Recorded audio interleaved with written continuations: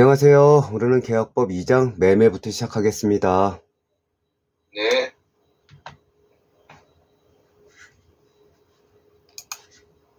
법 2장 매매 챕터 1 매매의 성립 01. 매매계약은 낙성 불효식 계약이다. 02. 타인의 권리도 매매의 목적이 될 수 있다. 03. 매매의 일방예약은 언제나 채권계약이다. 04. 매매의 예약은 특약 또는 관습이 없는 한 일방예약으로 추정한다. 05. 일방예약이 성립하려면 본계약인 매매계약의 요소가 되는 내용이 확정되어 있거나 확정할 수 있어야 한다. 06. 매매의 일방예약은 상대방이 매매를 완결할 의사를 표시하는 때에 매매의 효력이 생긴다. 여기서 매매계약은 낙성 불효식 계약이다. 이거는 가장 큰 명제니까 기억을 좀 하고 계셔야 돼요. 낙성은 서로 승낙한다고 그냥 생각하시면 되는 거고, 불효식이라는 거는 특별한 형식이 없어도 계약 자체는 이루어진다. 이런 식으로 생각하시면 돼요. 그리고 물론 타인의 권리도 매매 목적이 될 수 있습니다. 꼭 당사자만의 권리가 매매의 목적물이 아니라 타인의 권리도 매매의 목적물이 될 수 있다는 거, 이건 좀 알고 계셔야 될 거고, 그 다음에 일방예약이라고 하는 게 있어요. 일방예약이라고 하는 거는 일방에서 한쪽에서 그냥 예약을 한다, 이런 식으로 생각하시는 게 편해요. 구체적으로 들어가면 헷갈리니까. 그래서 일방예약은 채권계약이고 매매예약은 일반예약으로 추정한다, 이런 식으로 생각하시면 됩니다. 그냥. 네. 07. 예약 완결권은 당사자 사이의 행사기간을 약정한 때에는 그 기간 내에 행사해야 한다. 08. 예약 완결권 행사기간에 관하여 약정이 없는 때에는 그 예약이 성립한 때로부터 10년 내에 이를 행사하여야 한다. 그쵸? 제 중요 지문 중에 숫자가 나온 거는 거의 다 외우셔야 돼요. 10년입니다. 예약 완결권. 네. 예. 5년이라고 쓰는 경우도 있고 30년이라고 쓰는 경우도 있고 이래요. 그런 거 바꿔가지고 틀리게 하니까 그런 것들은 좀 외우시는 게 좋습니다. 09. 상가에 관하여 매매 예약이 성립한 이후 법령상의 제한에 의해 일시적으로 분양이 금지되었다가 다시 허용된 경우 그 예약 완결권 행사는 이행불능이라 할 수 없다. 그쵸. 다시 허용됐기 때문에 이행불능이라 할 수 없는 거예요. 10. 매매 예약이 성립한 이후 상대방의 매매 예약 완결의 의사표시 전에 목적물이 멸실 기타의 사유로 이전할 수 없게 되어 예약 완결권의 행사가 이행불능이 된 경우에는 예약 완결권을 행사할 수 없다. 11. 예약 완결권 행사의 의사표시를 담은 소장 부분의 송달로서 예약 완결권을 재판상 행사하는 경우 그 행사가 유효하기 위해서는 그 소장 부분이 제척기간 내에 상대방에게 송달되어야 한다. 12. 예약 완결권의 제척기간이 도과하였는지 여부는 소위 직권조사 사항으로서 이에 대한 당사자의 주장이 없더라도 법원이 당연히 직권으로 조사하여 재판에 고려하여야 한다. 12번 같은 지문 이게 가끔씩 나와요.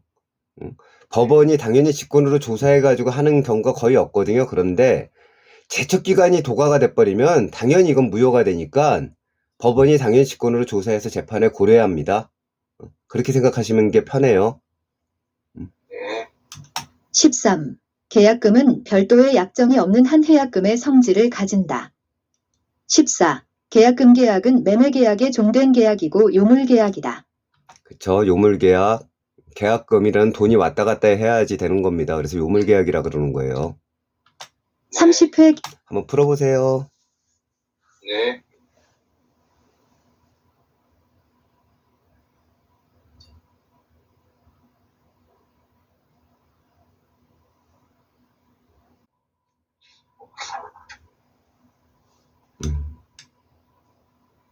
기출문제.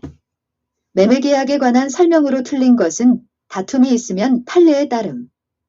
정답 1번 1번. 매매계약은 요물계약이다. 해설. 매매는 당사자 간의 의사표시의 합치만으로 성립하는 낙성계약이다. 그쵸. 매매계약은 요물계약 아니라 낙성계약입니다. 그리고 불료식 계약이라 그랬죠.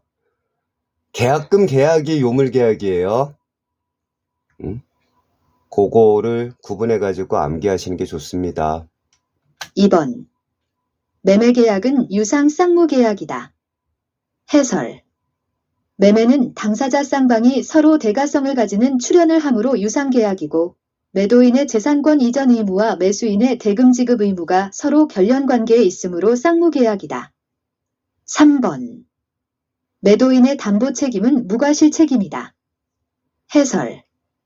매도인의 담보 책임은 매도인이 목적물의 하자에 대한 고해 또는 과실이 없어도 책임을 지는 무과실 책임이다. 4번.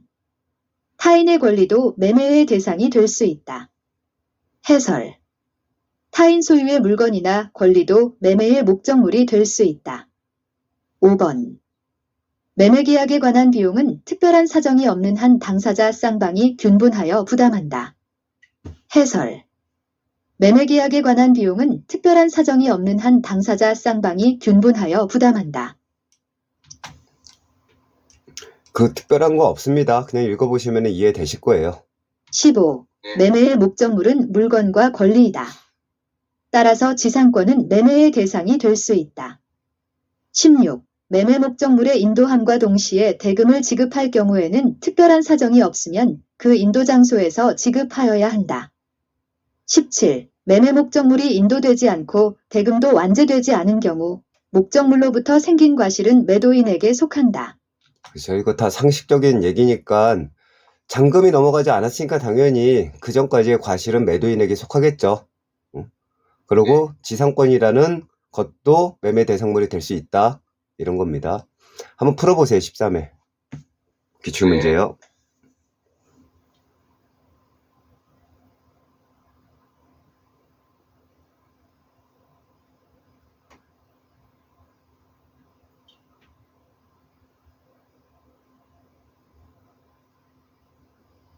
네. 13회 기출문제. 매매에 관한 설명으로 틀린 것은? 다툼이 있으면 판례에 따름. 정답. 2번. 1번. 매매 비용을 매수인이 전부 부담한다는 약정은 특별한 사정이 없는 한 유효하다. 2번. 지상권은 매매의 대상이 될 수 없다. 해설. 매매의 목적물은 물건과 권리이다. 따라서 지상권은 매매의 대상이 될 수 있다. 3번. 매매 목적물의 인도와 동시에 대금을 지급할 경우 그 인도 장소에서 대금을 지급하여야 한다. 4번. 매매 목적물이 인도되지 않고 대금도 완제되지 않은 경우 목적물로부터 생긴 과실은 매도인에게 속한다. 5번.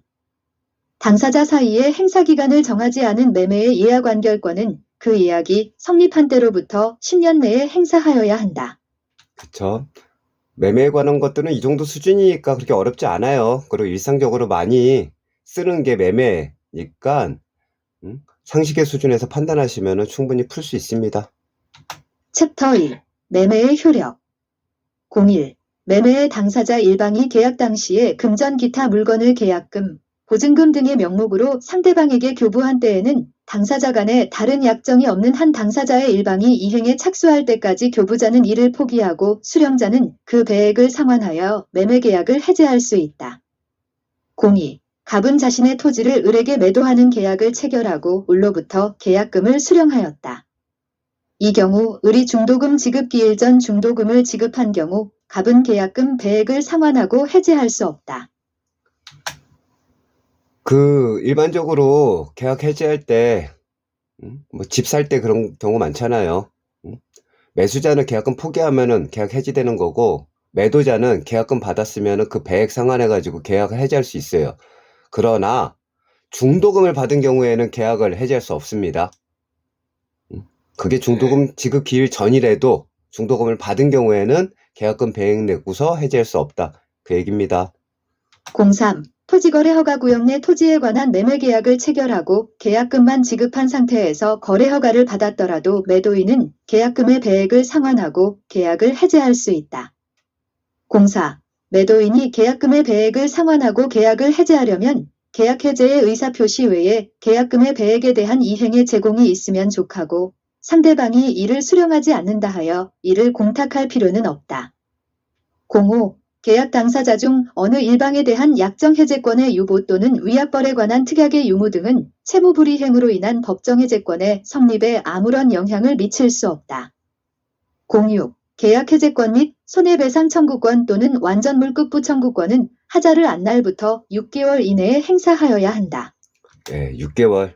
이게 중요한 거예요. 앞에 있는 완전 물급부 청구권 이런 거는 그렇게 중요한 얘기 아닙니다. 그냥 계약 해제권, 손해배상 청구권 이런 것들은 6개월 이내에 행사해야 한다.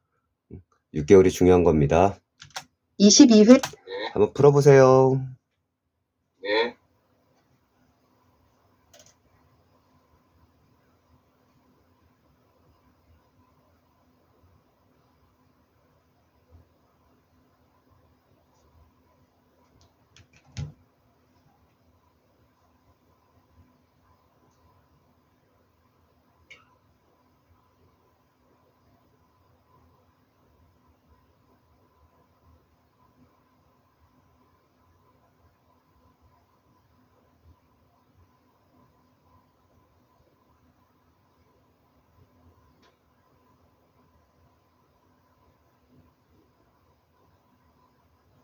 네.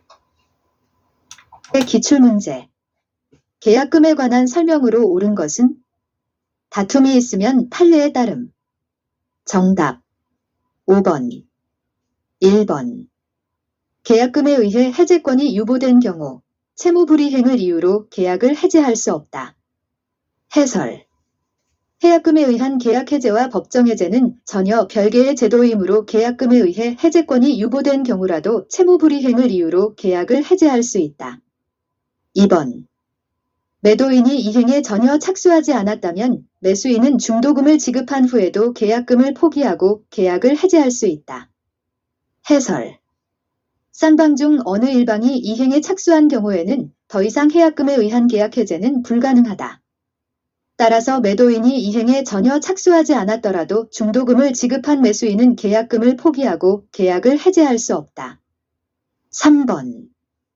매도인이 계약금의 배액을 상환하고 계약을 해제한 경우 매수인은 매도인에게 손해배상을 청구할 수 있다. 해설. 해약금에 의한 계약 해제의 경우 별도로 손해배상을 청구할 수는 없다. 4번. 계약금의 포기나 배액 상환에 의한 해제권 행사를 배제하는 당사자의 약정은 무효이다. 해설. 해약금에 의한 계약 해제에 관한 제565조는 임의 규정이므로 이를 배제하는 당사자의 약정은 유효하다. 5번. 매도인이 매수인에게 이행을 최고하고 대금 지급을 구하는 소송을 제기한 후에도 매수인은 계약금을 포기하고 계약을 해제할 수 있다. 해설. 대판 2008, 10, 23,207-7만 2,274, 7만 2,281. 되게 말이 복잡해가지고 헷갈릴 수 있는데 웬만한 경우에는 그냥 다 계약금 포기하고 계약 해지할 수 있어요. 그것만 알면은 다 풀 수 있습니다. 그리고 중도금이 주면은 계약금 포기하고 계약 해지할 수 없다. 이런 식으로 생각하면 돼요, 그냥. 07. 담보 책임에 관한 규정은 임의 규정이므로 담보 책임이 면책특약은 원칙적으로 유효하다. 다만 매도인이 하자를 알고도 이를 매수인에게 알리지 않은 경우에는 담보 책임을 진다. 08. 매도인이 매매 목적물에 하자가 있다는 사실을 알면서 이를 매수인에게 고지하지 않고 담보 책임 면제의 특약을 맺은 경우 그 책임을 면할 수 없다. 그쵸? 매도인이 매매 목적물에 하자가 있는 걸 알면서 계약 시 담보 책임 면제를 갖다가 특약으로 썼더라도 그 책임에서 면할 수 없다는 얘기입니다. 7번, 8번 같은 얘기예요. 09. 매도인의 담보 책임은 공평의 원칙에 입각한 제도이므로 하자 발생 및 그 확대에 가공한 매수인의 잘못을 참작하여 손해배상의 범위를 정할 수 있다. 10. 선의의 매수인은 일부 멸실의 사실을 안 날로부터 1년 내에 매도인의 담보 책임에 따른 매수인의 권리를 행사하여야 한다.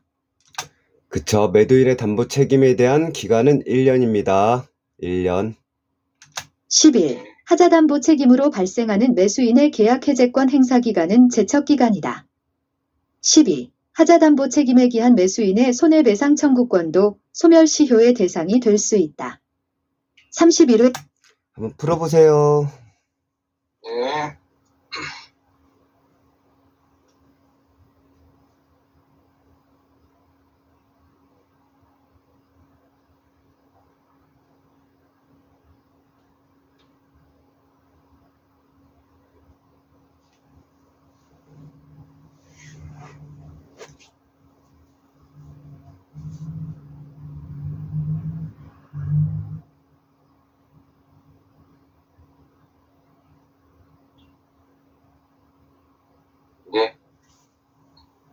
기출문제. 불특정물의 하자로 인해 매도인의 담보 책임이 성립한 경우 매수인의 권리로 규정된 것을 모두 고른 것은? 정답. 4번. 기역. 계약 해제권. 해설.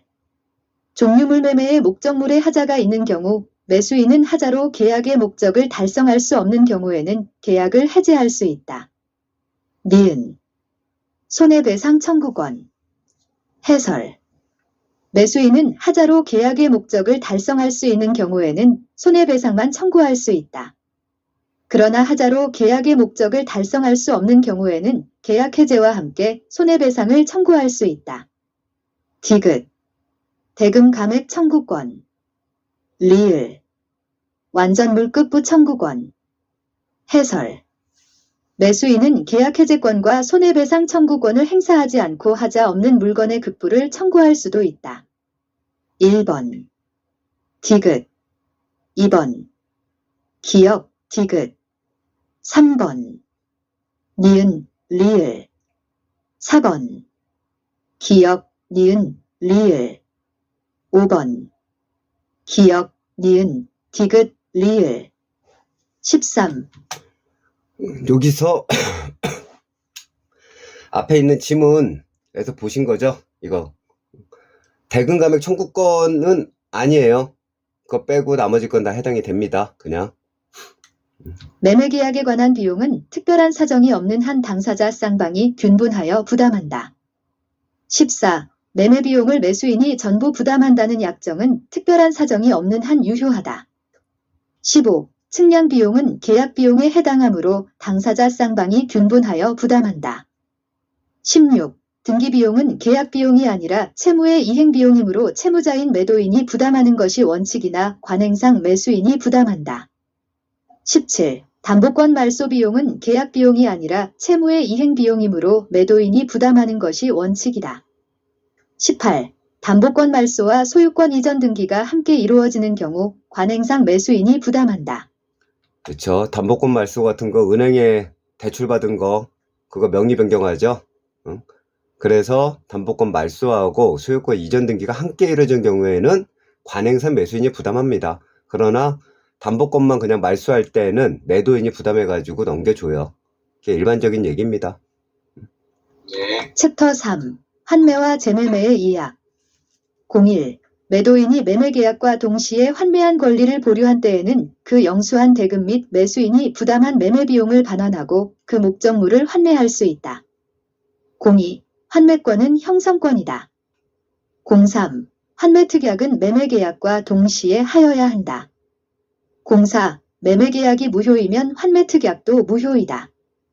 05. 환매특약 등기는 매수인의 권리 취득의 등기에 부기하는 방식으로 한다.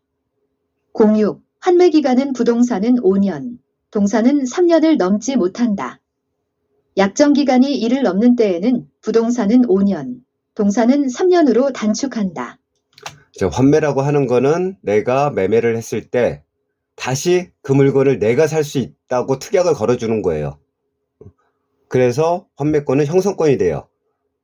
뭐냐면 매도자가 환매권을 갖다가 권리를 주장할 테니까 일방이 주장하면은 법적 효력이 발생하는 게 형성권이라 그랬죠.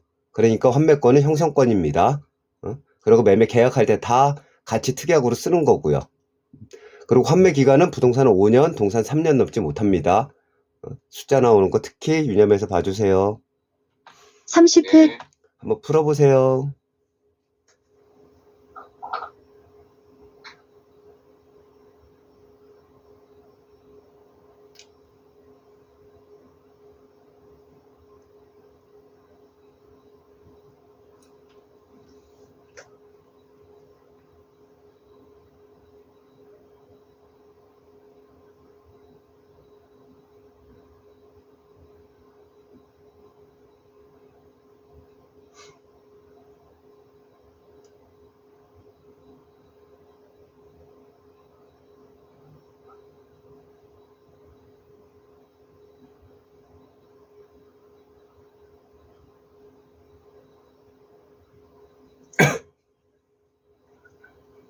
네.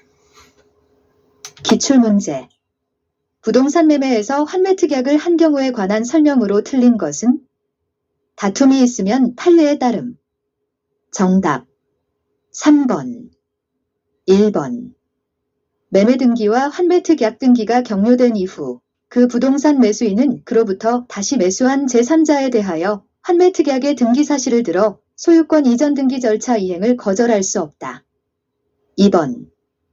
환매 기간을 정한 때에는 다시 이를 연장하지 못한다. 해설. 환매 기간을 정한 때에는 다시 이를 하지 못한다. 3번. 매도인이 환매 기간 내에 환매의 의사 표시를 하면 그는 그 환매에 의한 권리 취득의 등기를 하지 않아도 그 부동산을 가압류 집행한 자에 대하여 권리 취득을 주장할 수 있다. 해설. 매도인이 환매 기간 내에 환매의 의사 표시를 하였더라도 환매에 의한 권리 취득의 등기를 하지 않은 경우에는 매도인은 그 부동산을 가압류 집행한 자에 대하여 권리 취득을 주장할 수 없다. 그렇죠. 여기서 중요한 거는 등기를 하지 않았으니까 주장할 수 없는 거예요. 네. 그렇게 보시면 됩니다. 4번. 환매 기간에 관한 별도의 약정이 없으면 그 기간은 5년이다. 해설. 환매 기간을 정하지 아니한 때에는 그 기간은 부동산은 5년, 동산은 3년으로 한다. 5번. 환매특약은 매매계약과 동시에 하여야 한다. 해설. 매도인이 매매계약과 동시에 환매할 권리를 보류한 때에는 그 영수한 대금 및 매수인이 부담한 매매비용을 반환하고 그 목적물을 환매할 수 있다. 07. 환매기간을 정한 때에는 다시 이를 연장하지 못한다. 08. 환매대금을 제공하지 않으면 환매권은 상실된다. 09. 매매등기와 환매특약 등기가 경료된 이후 그 부동산 매수인은 그로부터 다시 매수한 제3자에 대하여 환매특약의 등기 사실을 들어 소유권 이전 등기 절차 이행을 거절할 수 없다. 10. 환매등기가 경료된 나대지에 건물이 신축된 후 환매권이 행사된 경우 특별한 사정이 없는 한 그 건물을 위한 관습법상의 법정지상권은 발생하지 않는다. 관습법상 법정지상권이 발생하려면 토지와 건물이 한 사람 소유였다가 일부만 팔려가지고 갔을 때 그때 법정지상권이 발생을 합니다. 근데 이거는 환매등기가 되고 여기는 아까 전 그 두 가지 조건이 적용이 안 되잖아요. 말이 좀 복잡할 뿐이지 적용 안 되기 때문에 법정지상권 발생하지 않는다. 이렇게 보시면 됩니다. 그냥 그게 문제 푸시기 빨라요. 11. 매도인이 환매기간 내에 환매의 의사표시를 하였더라도 환매에 의한 권리 취득의 등기를 하지 않은 경우에는 매도인은 그 부동산을 가압류 집행한 자에 대하여 권리 취득을 주장할 수 없다. 32회 한번 풀어보세요. 네.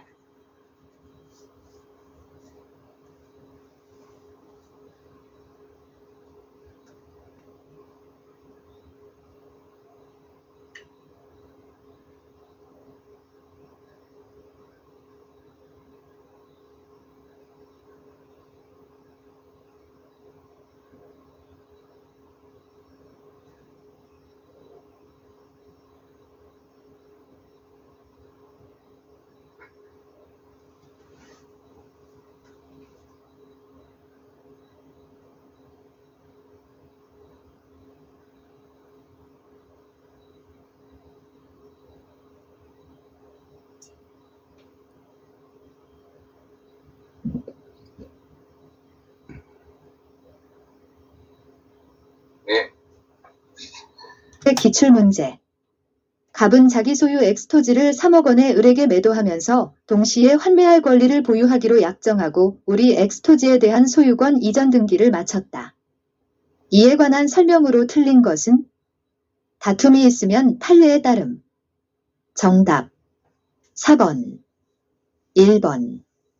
특별한 약정이 없는 한 갑은 환매기간 내에 그가 수령한 3억 원과 을이 부담한 매매비용을 반환하고 엑스토지를 환매할 수 있다. 해설. 매도인이 매매계약과 동시에 환매할 권리를 보류한 때에는 그 영수한 대금 및 매수인이 부담한 매매비용을 반환하고 그 목적물을 환매할 수 있다. 2번. 갑과 을이 환매기간을 정하지 아니한 경우 그 기간은 5년으로 한다. 해설. 환매 기간을 정하지 아니한 때에는 그 기간은 부동산은 5년으로 한다. 3번. 환매 등기는 을명의의 소유권 이전 등기에 대한 부기 등기의 형식으로 한다. 해설. 환매 특약의 등기는 매수인 명의의 소유권 이전 등기에 대한 부기 등기의 형식으로 한다. 4번. 만일 갑의 환매 등기 후 병이 을로부터 X토지를 매수하였다면 을은 환매 등기를 이유로 병의 X토지에 대한 소유권 이전 등기 청구를 거절할 수 있다. 해설. 환매 특약의 등기가 부동산의 매수인의 처분권을 금지하는 효력을 가지는 것은 아니므로 그 매수인은 환매 특약의 등기 이후 부동산을 전득한 제3자에 대하여 여전히 소유권 이전 등기 절차의 이행 의무를 부담한다. 5번. 만일 갑의 환매 등기 후 이 X토지의 을에 대한 채권을 담보하기 위하여 저당권을 설정하였다면 갑이 적법하게 환매권을 행사하여 X토지의 소유권 이전 등기를 마친 경우에 저당권은 소멸한다. 해설. 부동산 매매 계약에 있어서 당사자 사이의 환매 특약에 따라 소유권 이전 등기와 함께 환매권 등기가 맞춰진 경우 매도인이 환매 기간 내에 적법하게 환매권을 행사하면 환매 등기 후에 맞춰진 제3자의 근저당권 등 제한 물권은 소멸한다. 예. 여기서 중요한 거는 환매 등기를 했다고 해서 제3자에 대한 소유권 이전 등기 청구를 거절할 수 없다는 겁니다. 그게 중요한 얘기예요. 그럼 5번 같은 지문을 한번 읽어보시고 눈에 익혀두세요. 그냥. 계약법 네. 3장. 3장 교환까지 오늘 해보겠습니다. 네. 교환 01. 교환계약은 유상 쌍무 낙성 불효식 계약이므로 위험부담의 법리와 매도인의 담보 책임에 관한 규정이 적용된다. 02. 교환은 쌍무계약이므로 동시이행의 항변권에 관한 규정이 준용된다. 03. 교환계약의 당사자가 목적물의 시가를 묵비하거나 허위로 시가보다 높은 가액을 시가라고 고지하였다 하더라도 기망행위에 해당하지 않는다. 04. 교환계약 시 보충금에 관하여는 매매대금에 관한 규정을 준용한다. 05. 교환계약 시 보충금 미지급의 경우에 보통의 이행지체와 마찬가지로 을은 갑의 보충금 미지급을 이유로 교환계약을 해제할 수 있다.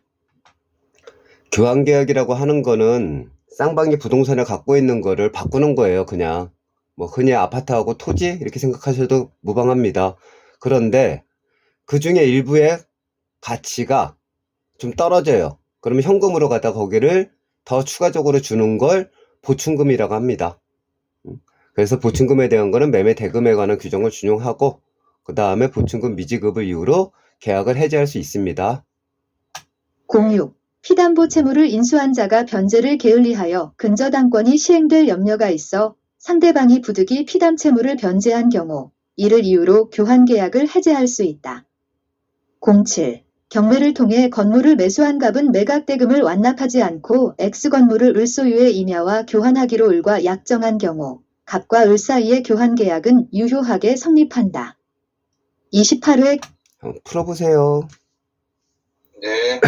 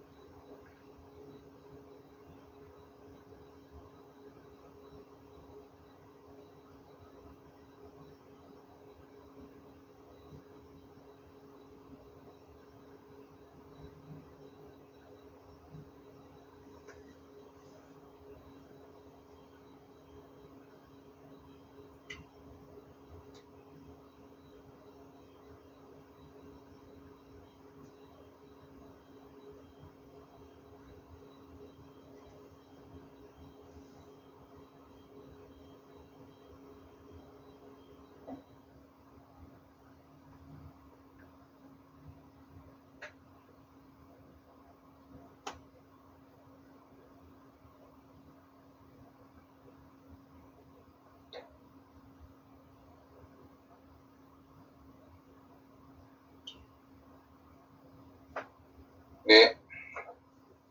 기출문제. 갑은 자신의 건물을 을 소유 Y 토지와 서로 교환하기로 합의하면서 가액 차이로 발생한 보충금의 지급에 가름하여 토지에 설정된 저당권의 피담보 채무를 이행인수하기로 약정하였다. 다음 설명 중 옳은 것은? 다툼이 있으면 판례에 따름. 정답 2번, 1번. 교환계약 체결 후 갑의 귀책 사유 없이 X건물이 멸실되더라도 위험부담의 법리는 적용되지 않는다.